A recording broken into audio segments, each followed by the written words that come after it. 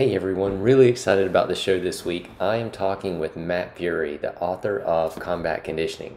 And, well, he's written a lot of books. He's also done a lot of amazing things. Matt is the reason I started doing Hindu push-ups and Hindu squats back in, it's probably around 2006, and never really left them. Those movements are fantastic. But Matt is also the president of Psycho-Cybernetics, and that in itself is if you've never read that book, you need to read that book. Anyway, I got to talk to Matt Furey, and this was awesome. So I hope you enjoy the show. Pull up a chair and buckle up. It's the Original Strength BodCast. So Matt, I got to thank you. It's been, I've been wanting to talk to you for a very long time, and well, first of all, just thank you. You probably saved my life from a sickness that I had. It was called lifting weights. And I was doing it for probably 20 years when I came across combat conditioning. And that just kind of just opened my eyes to a whole new world of bodyweight training. So thank you very much for writing that book. Well, that's good to hear. What is your current age? I'm currently 46. All right. And you look 26. So I think it's done you some good, huh? It has done me some good. It's kept my joints mobile and supple. It's amazing. It's a very difficult sickness for a lot of people to break. I started breaking it in college. My freshman year in college, I started learning what was part of a relaxation techniques class. My freshman first semester, and it was actually a horse stance posture where you revolved. It was a revolving horse stance posture, and you had to be able to hold it for 2 minutes to pass the course, but with your hamstrings and buttocks parallel to the floor, not just knees bent a couple of centimeters. And had this class twice a week for 8 weeks. And around the 6th week of doing this, just 2 days a week, when I went to wrestling practice, some of the people who were giving me fits and that weren't national champions or world champions, this is the Iowa wrestling. So some of the guys that I struggled with early on and probably should have beaten them much more easily in practice, or they were getting the better of me. After 6 weeks of this training, there was a few different guys that I just started beating the hell out of them. And I didn't figure it out. Why? I wasn't able to put it together until after I was out of college 5 years later and working on my own as a personal trainer. And then I started getting into martial arts. So I got glimpses of this early on. I always studied and looked at Jack LaLanne, who was a combination. He did a lot of body weight exercise. He also lifted weights, but he didn't lift for size and power and so on. But then I looked at all his endurance feats. I actually wrote a term paper in college that was partly about him. Then I had heard about this guy, Carl Gotch. I didn't know him by name, but I'd heard about this guy who was a pro wrestler and trained all these people in bodyweight exercises, various push-ups. So I was always looking while I was in college, but this was pre-internet. This was before there was much information out there on anything body weight other than yoga, and then later on Pilates. And that's a whole different animal. And some people will think that the exercises in my book are all yoga. No, they're not. There is a difference. There's a difference. But after college, getting into martial arts, and then particularly after winning the world championship in Beijing in 1997, I had one of my customers reached out to me he opened the door for me to go meet Carl Gotch. This was the guy who trained people in body weight only exercises. I went and met Carl in the year 1999, March of 1999. And it was, at the time, I was mostly body weight exercises. I still did some weight training, but after that, I went completely to body weight, with the exception of straps, bungees, wheel rollout devices, and so trampolines. See, that doesn't interfere. Even swinging Indian clubs and maces and so on, it's not body weight as much, but it's not weightlifting either. Right. It's functional. So implements such as that, I am in favor of. Carl taught me to swing the Indian clubs, and he taught me to swing the mace, but I didn't really have much interest in when I published Combat Conditioning. I just stuck with the body weight only. And he wanted to put out a video on swinging the mace and swinging the clubs. And at the time, I thought, nobody's interested in this. Nobody wants to know this. Therefore I didn't pursue it with him. But then there's been some real studs come along. Rick Brown, he's one of my members, Mr. Mace Man.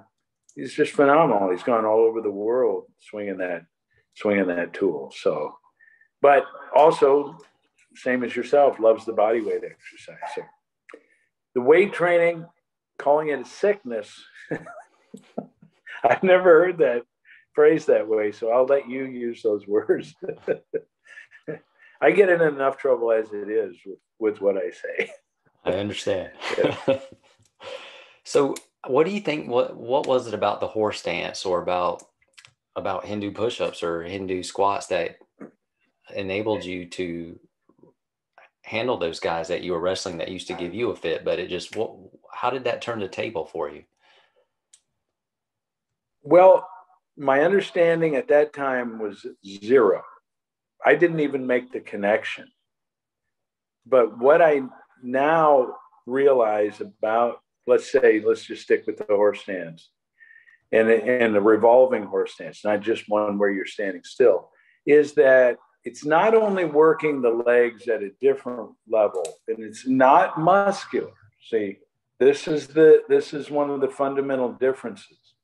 The weightlifting is all about the muscles and tightening them and shortening them.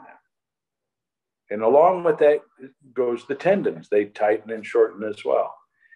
Well, the horse stance and other bodyweight exercises are designed to lengthen and loosen and strengthen, not just tighten and shorten. You don't want tighter and shorter. You want longer and stronger.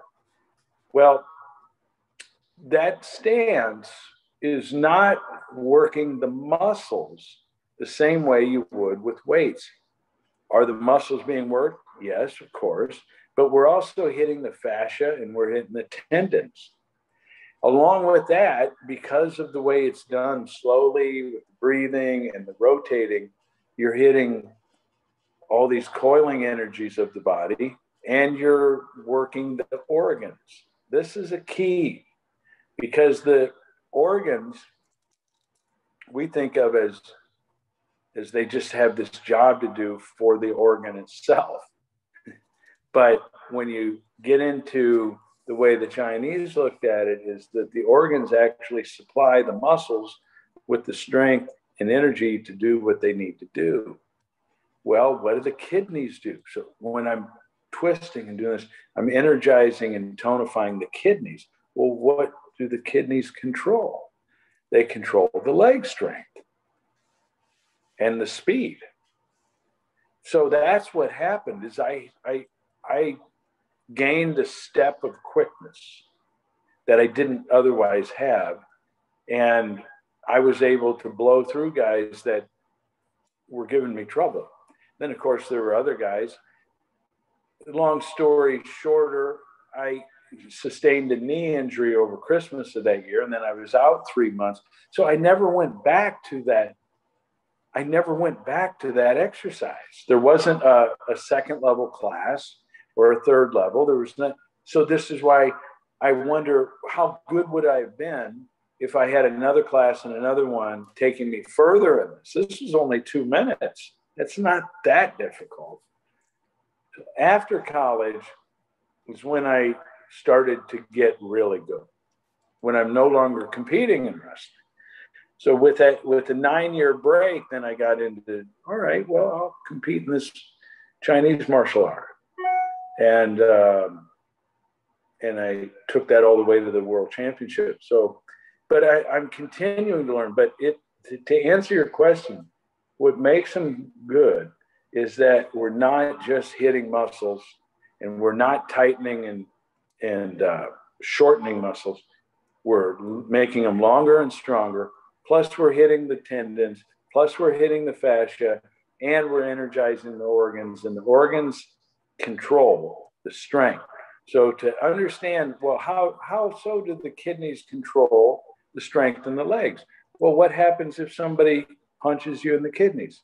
Why do they make it illegal in boxing? Because you'll drop the guy. So it's and then there's an emotional component as part of it as well. The kidneys store the negative emotion of fear and the positive emotion of let's say calmness and serenity. Well, what happens when a person faints? Why does a person faint suddenly when given certain news, when hit with certain news? Because the mental image the person makes when getting the news is some horrifying, fearful image. And oh my God, then they lose what? They lose control of their legs. They drop to the floor. So the kidneys taking in this emotion of fear drops the person. So that to me was made most manifest one day out in California when I lived there. Thank God I got out of there 22 years ago. It's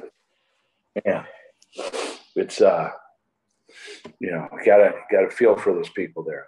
It's just what it's become there. It's just terrible. You're in Florida, you said? I'm in North Carolina. Or North Carolina. All right, yes, you're sir. close. You're close. Well, what happened one day, I was with my wife in the car and picked her up at this restaurant. We're ready to head home. And there were two people walking behind the car. I have her in the driver's seat. She puts it in reverse and starts to back up. And I realized, oh my God, she's going to hit these people. She didn't see them. So thankfully there was a break in between the seats, and I grabbed it, yanked it, and pulled it up while yelling for her to stop. And just, missed the people. Didn't hit them. They walked on by. But I remember when I got home 5 minutes later, got out of the car and started walking, I was still in this state of, oh my God, what could have happened? And my legs felt weak and wobbly as I was walking up the stairs. So that again that's the emotional component. And some of these exercises, they put you into a mildly euphoric state because they're tonifying the organs. It's not just a muscular exercise. Wow. I've never heard any of that before. Do you have a book on that? I do not. I've spoken about it. I've taught it privately to my clients, but I have not put out any book on that. But I have a fair amount of writings that haven't been released yet, and we'll see. We'll see what happens. Well, I will be looking for that. Yeah. And so you taught about wrestling and Kung Fu. and you were like, well, I started to get pretty good, but you were really, really like you won the Division II national championship, and for the NCAA, right? And like I think that was 1985, and then in 1985, yes. 97, you took the gold in Kung Fu in China. And as far as I know, it was almost as if you actually created the internet, because as soon as I started learning how to use it, I somehow found you in combat and conditioning, and you have been teaching people how to build their health, how to build their businesses, and how to build their dreams or become successful. So it's almost like you're a dream weaver, and you've been doing it for so long. Was that because somebody introduced you to Psycho-Cybernetics, or did that just come alongside on your path as well? Well, first of all, that's a very positive way of positioning me. So I thank you for that, even though I have immense trouble taking it in as 100%. I didn't create the internet, but I get what you're saying. But in terms of how it all happened, it really began with a dream, let's say, when I was in college, and well before I graduated, I knew that I wanted to be a writer one day. Not somebody who writes, but an author, a published author.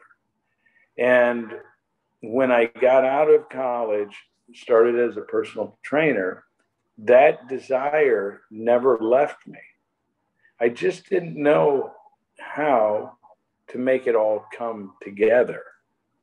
I wasn't interested in mailing out manuscripts to hundreds of publishing houses and going through rejection and this one, and then finally having somebody accept me, and then they want to take what you wrote and completely rewrite it, and then you no longer even have any control over what you write, what you wrote, and they own it. And if they don't do a good job selling it, or if you don't help them sell it, they're just printing it, then they take it off the shelves and you lost the book. You lost the rights, you don't own it. And it's difficult to even get it back. So when I looked at all those scenarios, I thought, I'm not going to do that. Eventually, I'm going to figure this out. Well, in 1995, summer of 95, I came across an advertisement for a course put out by Ted Nicholas on how to write your own book and sell 1 million copies and so on. Well, that got my attention. I ordered his course, I studied it, and I began to implement immediately what he was teaching. It seemed so simple and so easy the way he laid it out. Next thing you know, I've got my first book, The Martial Art of Wrestling, and I struggled in the beginning. The internet was new. It was really new. Nobody ordered online. Nobody. When people ordered, they'd read about my product online, and they'd call, or they'd fax in the order, or they'd mail it in. My first 3 orders for the martial art of wrestling came from North Pole, Alaska, Winnipeg, Manitoba, Canada, and Glasgow, Scotland. Wow. So if you think, if I opened a store to sell my books, you'd be out of business real soon. But with the internet, and how did these people find me? They found me on a bulletin board. What's that? We think of it. Today, some of this terminology we don't even use as much. Yes, we have discussion boards, etc. But then we're calling them bulletin boards, and you had different. You had AOL, and you had. It'll come to me. There was this other one. that I would just find. I didn't even know what I was doing. Just put up this little paragraph about my book. And then a few days later, I found out somehow that people had replied to me personally with an interest in getting the book. What?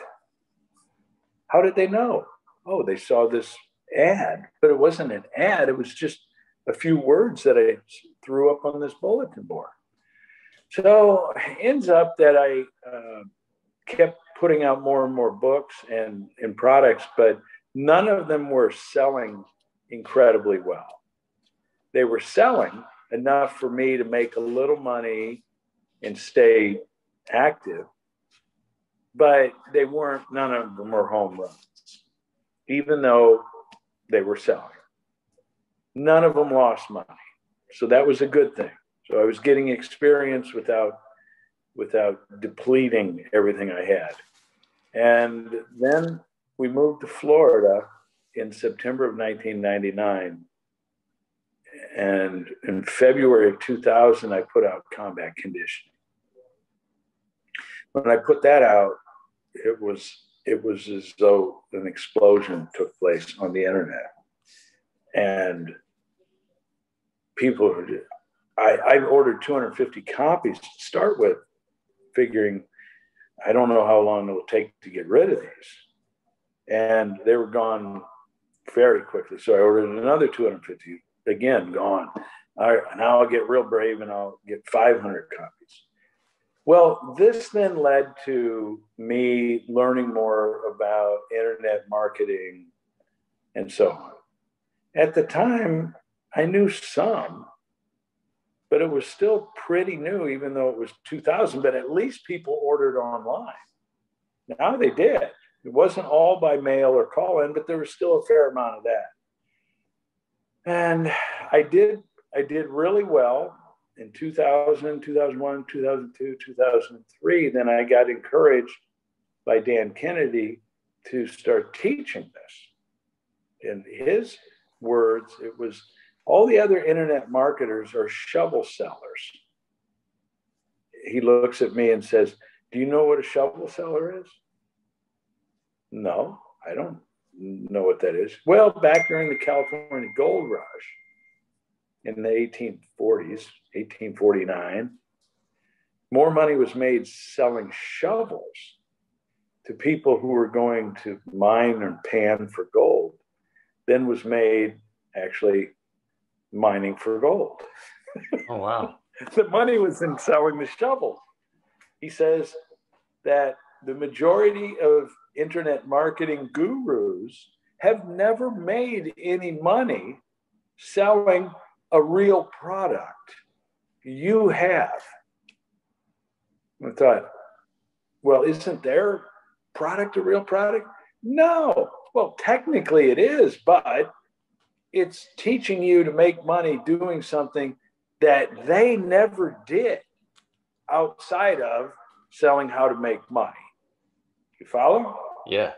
So this is what he meant by shovel selling. They're selling you a course on how to make money, but independent of that course, they never made a dime.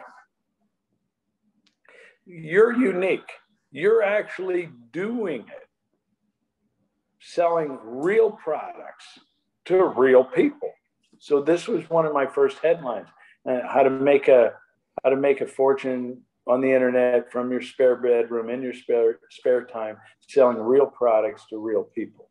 There's approximately, and I started doing seminars on this, and then this led to coaching and mastermind groups and so on. Well, then that led to Dan Kennedy putting his arm around me and saying, you're the guy, not in those words, to bring Psycho-Cybernetics further forward.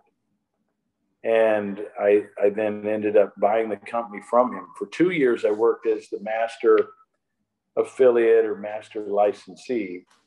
And everything I did, I'd have to check in with Dan first. Then after a couple of years, we can bypass all of this, you checking in to see if what you want to do is appropriate. You can just own the company. Really? So I remember sending a check. That all of that information is confidential, of course, but I remember sending a check on my birthday on May 5th, 2005, and simultaneously having a sale, a birthday sale.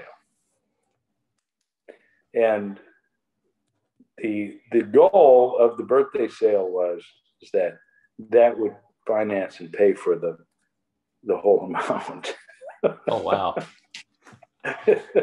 So that's the way I looked at it. Is I'm not, Dan had a seminar once that at one time he was going through a divorce and it was a significant amount of money, and his psychology about it, or his mind state about it, was, I'm not paying for it. I'll write the check, but I'm not paying for it. My customers are paying for it. I'm going to have a seminar, charge $3,000 a person, fill the room with 200 or 300 people, and that'll actually pay for it. So I didn't have that exact mindset, but it fell into that. I didn't start with that mindset. It was, I'm gonna get this. And then I happened to have a sale on the same day, and it became this interwoven goal. But simultaneously, also, a lot happened on that day. In fact, those 2 days, meaning May 5th and May 6th, I also had a seminar, a small group seminar with 10 people, teaching them how to write emails. And they paid $10,000 each to be in the room for that. For 2 days, I sat with them and gave them assignments, gave them a time limit to be finished. They would then read it out loud, and then I would give them my analysis and opinions and changes I would make, and so on. So that then led to more and more. So I can see where you're coming from. There are a lot of people out there on the internet in the fitness industry, such as yourself, whom I've never spoken to before today. And without you writing me and telling me your story, how you got started, I would have no earthly idea that I was an initial inspiration of sorts that got him going. It's flabbergasting when I know all the people that I directly coached and mentored and how well they've done. But then I have these other people who claim me as a mentor, and I've never met them, don't know them, and never mentored them. So I have this mindset of, if I mentored you, I'll let you know. I'll let you know if I mentored you. You don't get to choose that, Matt Furey is my mentor. If I never met you, don't know your name. So just because you read my books and got my videos and so on, you claim me as a mentor, that's a stretch. So I realize that is how some people look at it anyway, and that's fine. I've come to peace with it, but it is funny. So it was delightful to hear that you had learned from me, and I see people all over Instagram and Facebook and so on, and I enjoy supporting people in the fitness industry, and I will buy from them just because, not necessarily because I'm going to follow their program, but I want to support them in what they're doing. I'll buy from, and as soon as I buy from them, I will get an email or a text or something saying, "Oh my God, I can't believe it. Is this for real?" What? What do you mean? Is this Matt Furey that wrote Combat Conditioning? Yes, it is. So you bought my program? What did you buy my program? I want to learn what the hell you're doing. Well, you were one of the this, that. Oh, geez, I didn't know. So there's a bunch of these guys that are doing phenomenal work. And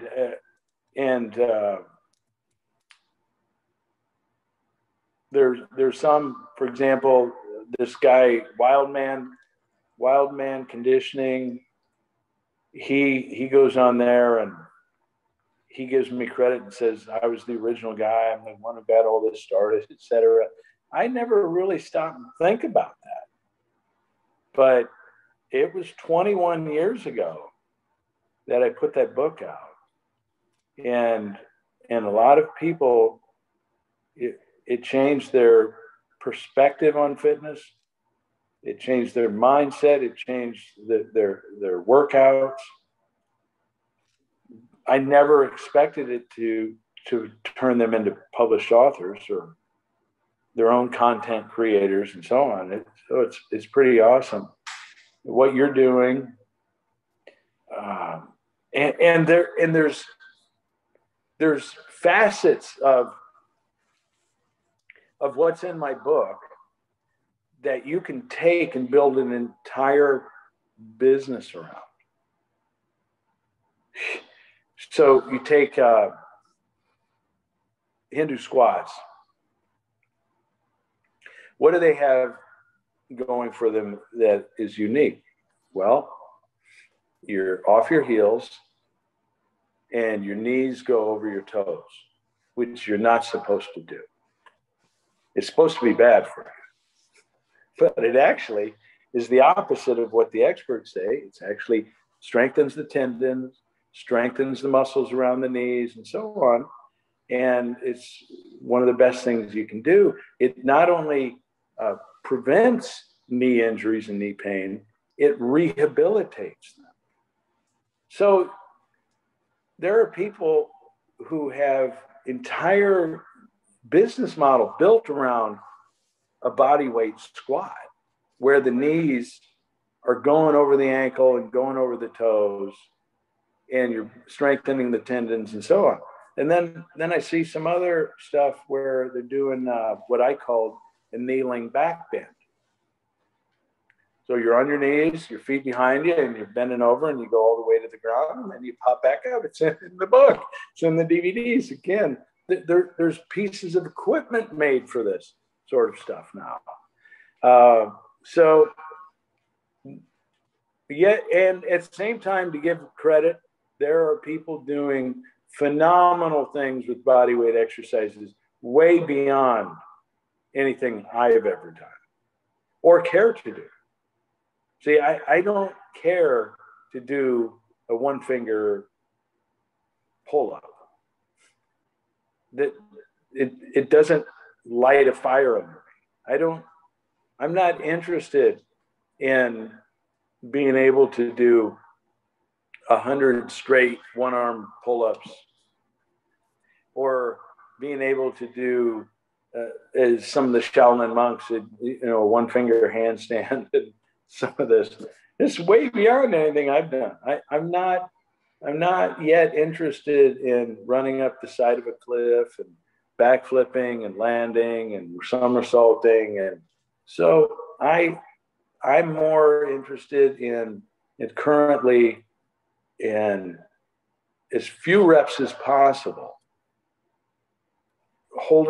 getting back to what I learned that first semester at University of Iowa, of being in a position, getting into a specific posture, and then milking that posture for everything that it's worth. So it's more internal. Do I believe in high repetition exercises and so? Yes, I do. Do I think it's good for you to do calisthenics and in high reps? Yes, but I also think it's good to do low rep calisthenics. So some people think that it's all about high reps. No, it's not. Well, once you get to 25 reps, it's all endurance after that. Well, first of all, that's not true. Second of all, who made that a rule that when you get to 25 push-ups, it's all endurance. So now go to the barbells. Wait a minute. Go to one arm push-ups. Oh, but I can do 25 of those. All right, now go to the barbells. No, let's go to the handstand push-ups. Oh, you can do 25 handstand push-ups. Great. Now go to the barbells. No, go to one arm.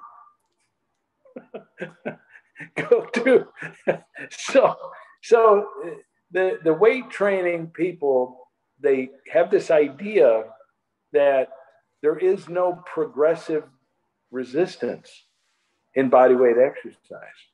But what do you think about that? Is there? Can you make an exercise harder without adding weight?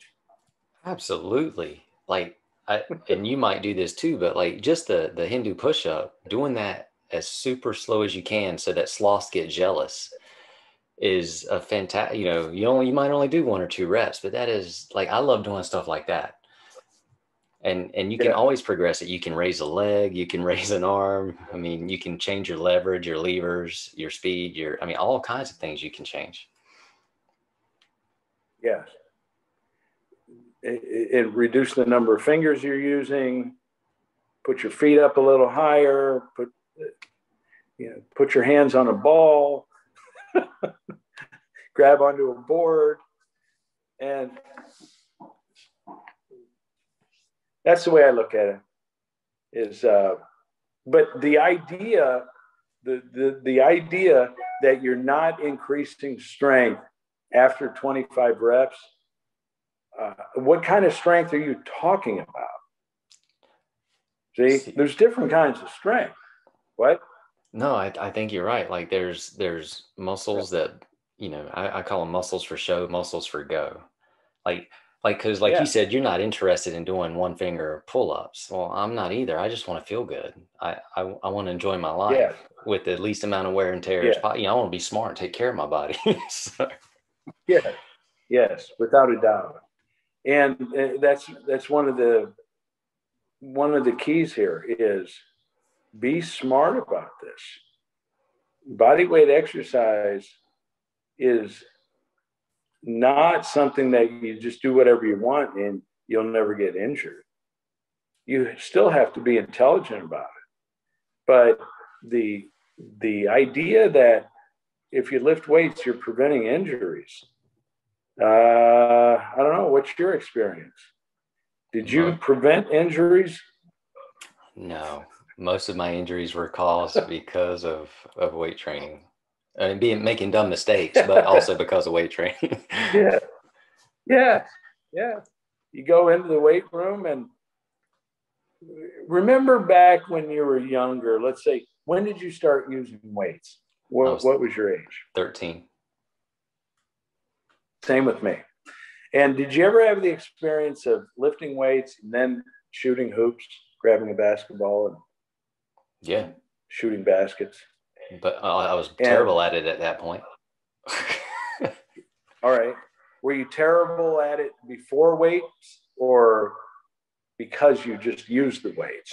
Because after I just used the weights, I was bad at it. Yeah, you have no sense of feel for what is the correct touch.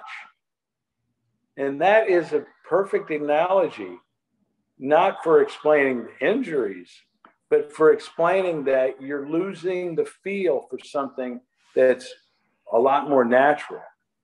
And then the muscles are tighter, they're shorter, instead of longer and stronger. My injuries happened on the wrestling mat, and they always, I'd work out with weights, let's say on Tuesday, and have wrestling practice. And then I seem fine. And then I go to wrestling practice again the next day. And all of a sudden, I'd be hurting something. So you could say, well, you're not recovered. Well, as a collegiate athlete, you need to be recovered.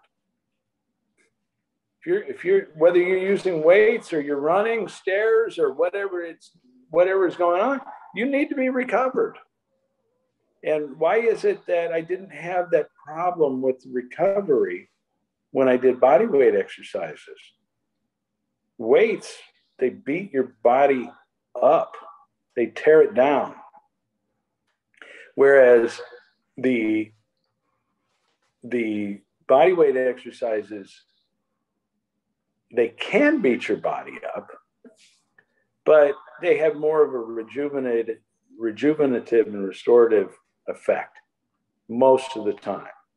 You can overdo it and pay a price for it there, but I found that with body weight exercises, when I had a wrestling school here in Tampa years ago, we would do 500 Hindu squats and 100 Hindu push-ups and 3 minutes of back bridging and a bunch of other body weight exercises before we even started wrestling practice, working on the moves and sparring and so on. None of that began until we had finished that. Did anyone ever get injured because they just finished? Never happened. The people who could barely do 500 squats, they weren't ready to wrestle yet. So, but never had that situation. So it's important to realize that the body weight exercises, when you do them properly, they restructure and realign your body as well. They also teach you how to breathe, right? Provided you are paying attention to what you teach and what I teach. There are people who don't breathe because they don't think about it. But it's really important. And then there's different levels of breathing. Why do you breathe out when you go down in the Hindu squat? People wonder. You're supposed to inhale down, exhale up. And initially when I taught it, it was exhale down, inhale up. Why? Because when you're going down, you're letting go of the tension. And then you're coming up. Then I started thinking about it. Some of my martial arts training is every movement with the breath. So everything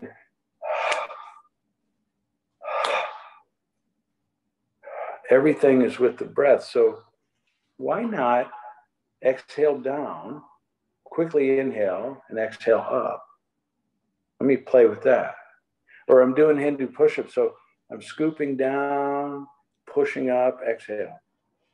And now I'm coming back down, pushing back, or I'm just pushing back, but there's tension in the body during that moment. So what would happen if I exhale through, inhale, exhale back, exhale through, inhale, exhale back. So I play with it when people will write me and say, well, do I inhale down and exhale up, or do I exhale down and inhale up, or can I do it either way? Yes, and both. What do you mean and both? If I'm doing a slow motion Hindu squat or Hindu push-up, and I'm holding my breath for the entire first part of the movement, that doesn't make any sense, does it? No, that's bad. Pass out. and you're tense.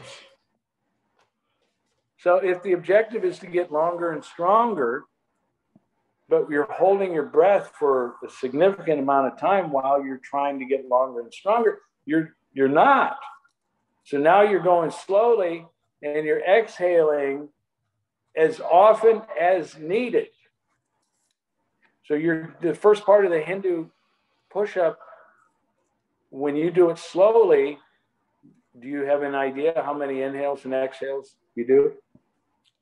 No, but I can make it's more than one. It's right. a lot of breathing. Yeah. It'd be interesting to keep count to see how many breaths. Right. Now with the bridge, with the back bridge, nose on the ground, I used to keep track of my breaths, and these were relaxed. I'd get into position, I'm nice and relaxed. And I had it down to 8.5 breaths for 3 minutes. Wow. But that wasn't a breath where I'm inhaling and I'm straining to hold it. It was a nice flowing inhale, exhale, 8.5 breaths. But in the beginning, you inhale and exhale every time your body is starting to feel any amount of tension, let it go. And that's what you're doing. So what do you do for your neck? I do. So I have a movement system that I teach called Original Strength, and I just do a lot of head neck nods in different positions and head rotations and things like that. It's pretty phenomenal, huh? Yes. You go in 45-degree angle. Forward or back or side to side. Like I try to I try to hit different things.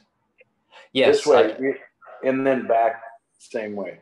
I have done that, but I usually combine that with bigger movements too, not just neck.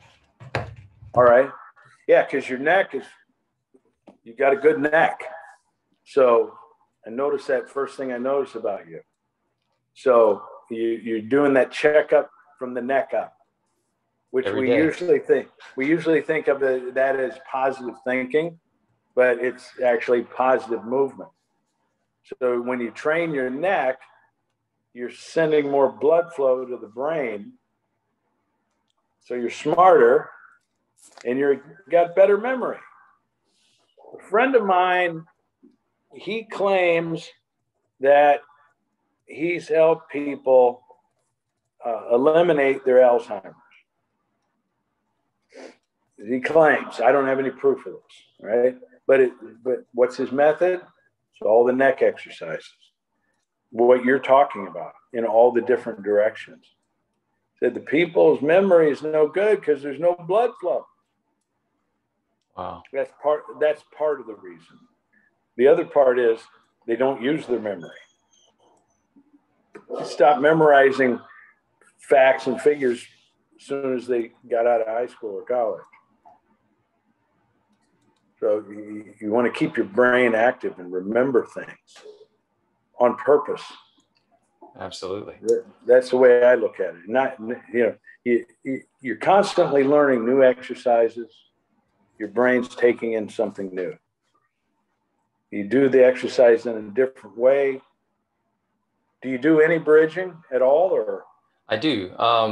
Not as like I have a daily routine. I probably bridge a few times, a few times a month, and when I'll get in these little kicks where I'll just do a lot of it, and most of the time it's just to make sure I can still do it, or I'm really trying to lengthen out my spine. Yes. Make sure. Well, that's good. That's good. Any other questions for me? I talked for quite a while without any questions, but I'm sure you got some others. Yeah. This has been phenomenal. I do. If you have time, I was going to ask you one more question. Do you still, so you still have an active daily routine that you go through?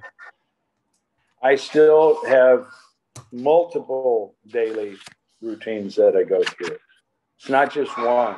I have, and some days I do just one, and then the next day I have a completely different routine. I've learned, I never stop learning. So, for example, this morning I got up and I did Tai Chi to start the day, and then I had to do coaching calls and so on. But yesterday, I'm practicing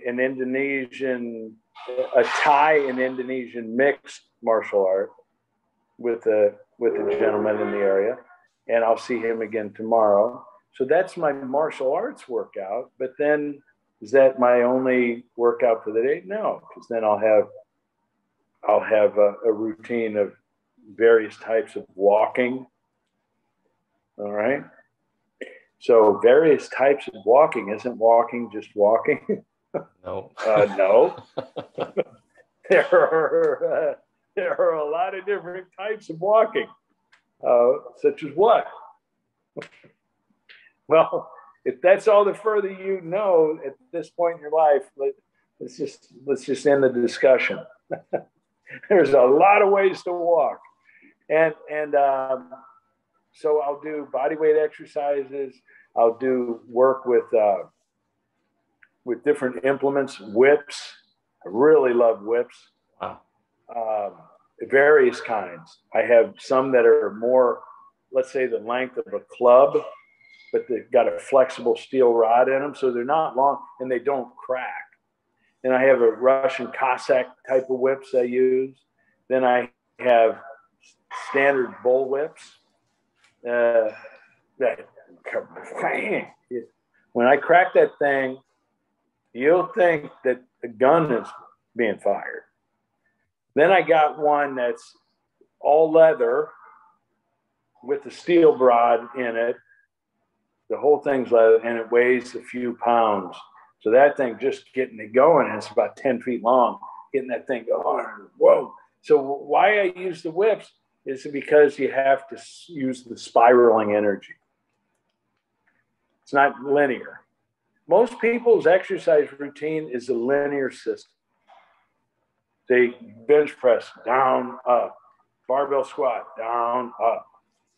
But that's not natural movement. You know, that's or sit on something and push or press or do pec deck. All right, fine, but it's still, to me, it's not functional, and it's not natural. But hanging from a bar, for example, just doing that, just hang from a damn bar for time, not even doing pull-ups. Now, will you see that in nature? Yes, all the time.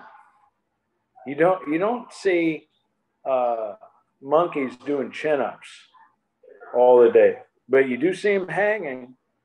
You know? So I look at it that way. Various types of walking. Sitting has become, a lot of people are saying that it's the new smoking, that it's bad for you, et cetera, et cetera. And my answer to that is no, it's not.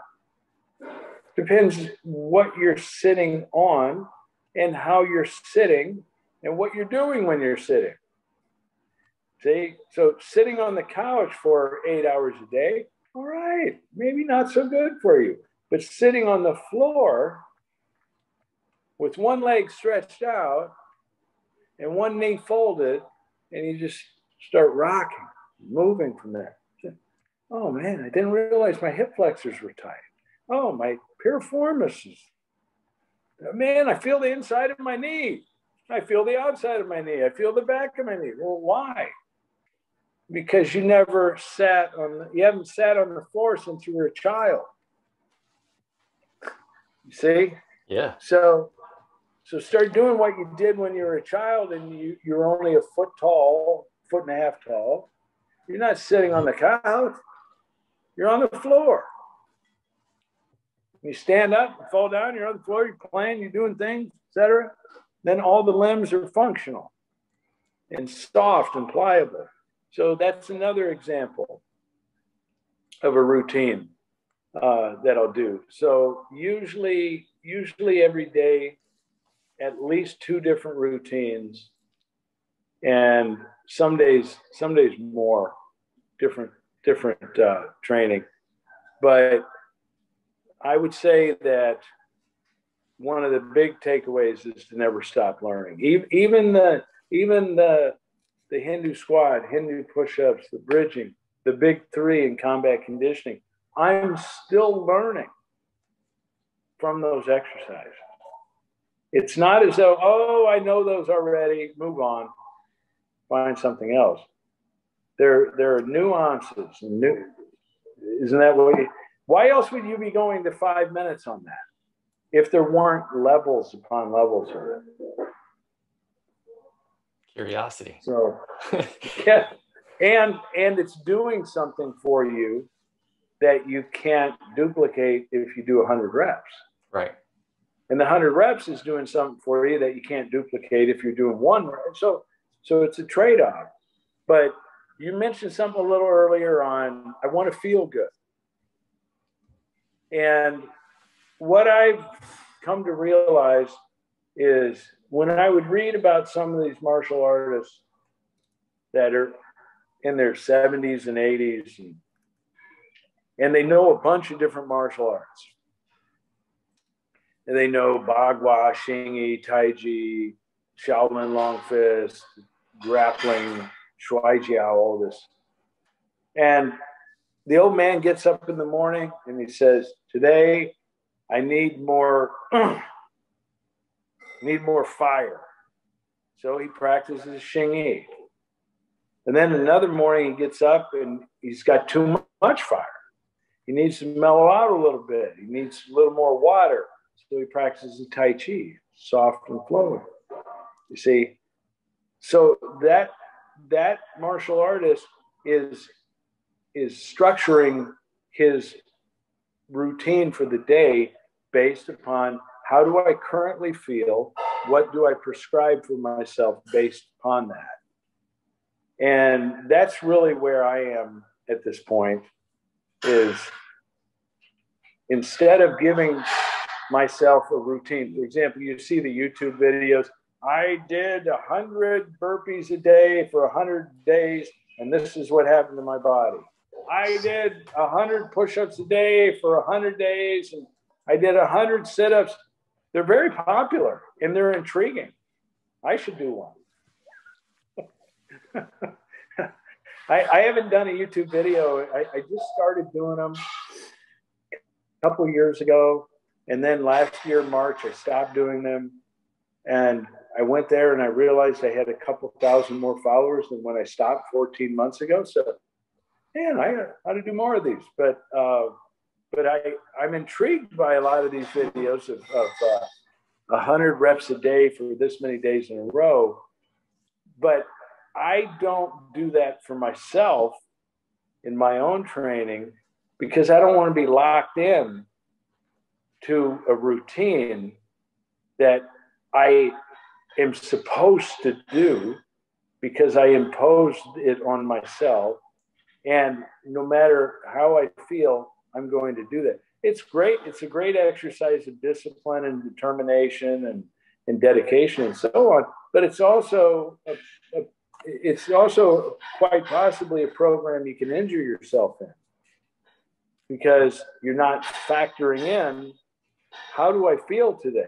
And if you're doing, let's say, 100 burpees a day, and you're on day 30, and your goal is to do it 100 days in a row without missing, but your lower back is injured, or you got a pain in your shoulder, but I'm doing it. I said I'm not missing.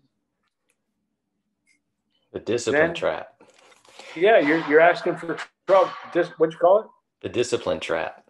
Yeah, the discipline trap, yes. So one of my friends, Dr. Dale Dugas, he's a acupuncturist and martial artist. He said, get up, move, or die. It's one of his sayings.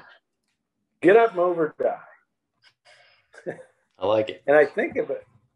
When I first heard that, I was ambivalent about it. I didn't think about it much. But mornings such as today, when I got up, I'm hearing that. Get up, move, or die. You don't have to do much to get everything going. We're not talking about hours a day of training.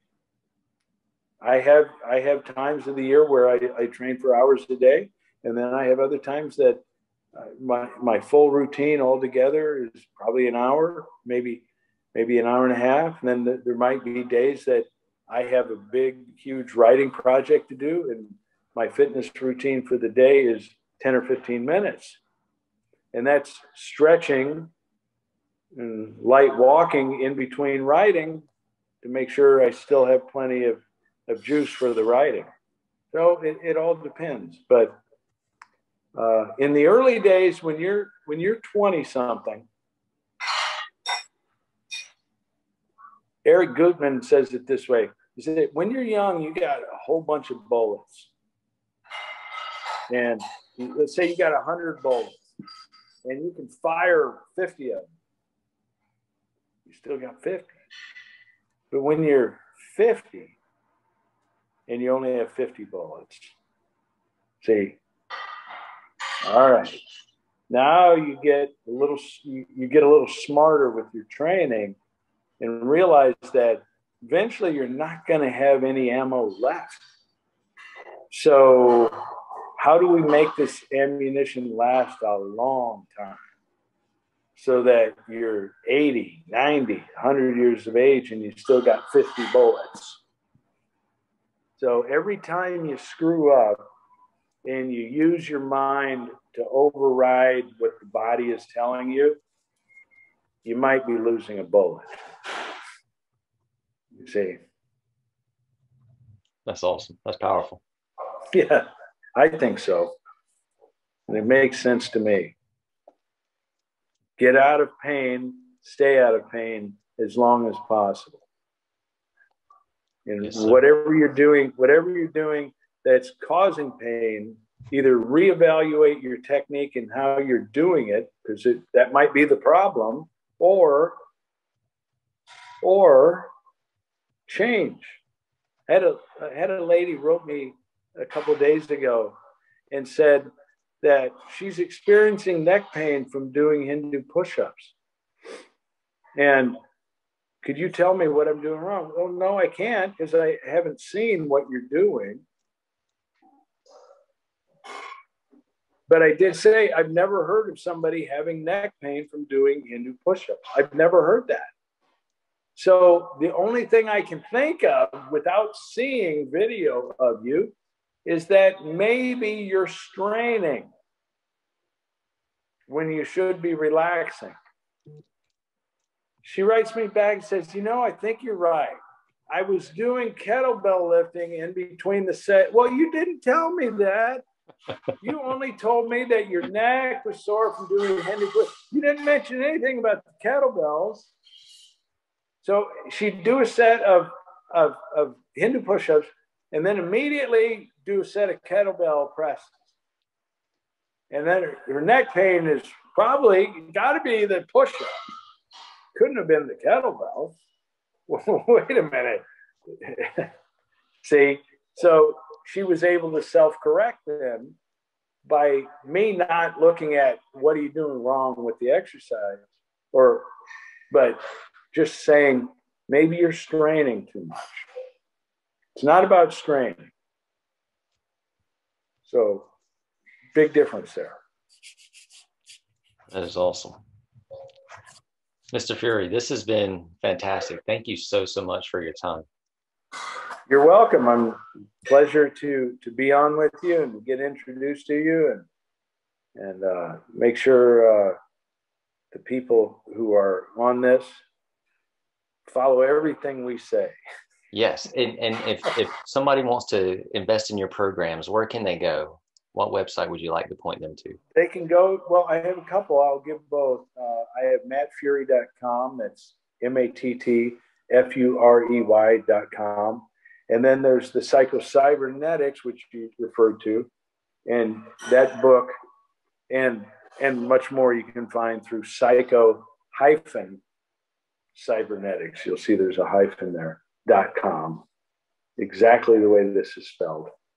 And I have emails that I send out regularly from both sites that are inspiring and thought-provoking, and sometimes they will upset you because my job isn't necessarily to get everybody to agree with me. Sometimes it's to shake the cage. Well, thanks for having me on. I've really appreciated this, and we'll have to get together sometime and exchange ideas in person. I would love that. I would love to meet you in person. Mr. Furey, thank you so much. It's been my pleasure. Thanks for listening, everyone. Have a great weekend.